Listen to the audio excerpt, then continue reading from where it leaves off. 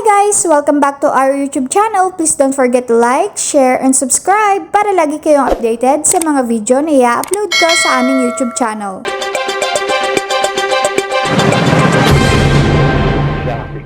Okay, so ibig sabihin, once nabigay na po ito, hindi na nyo bibigyan kahit manghingi pa at magmakaawa, no, wala na sila dun sa listahan for Binigyan mo na ng next year. opportunity, Miss Connie, kasi Opo.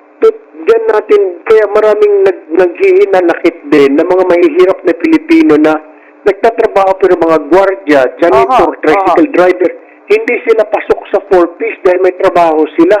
And what does it tell you? Unfair naman din sa kanila, Yes. di ba? Ito, walang, so, sasabihin ng mga ito, huwag na lang kami magtrabaho para pasok kami sa 4-piece.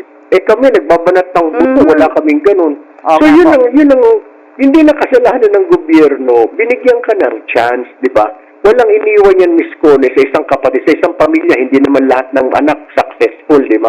Meron yung medyo mahina, yung hindi nakapag-aral, yun ang tutulungan ng lahat ng mga kapatid, di ba?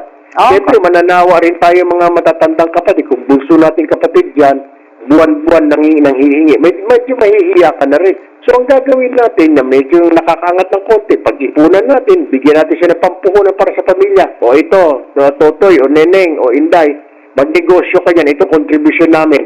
Eh, siyempre, gagawin mo lahat para may tawid mo yung pamilya mo. Thanks for watching. Please don't forget to like, share, and subscribe.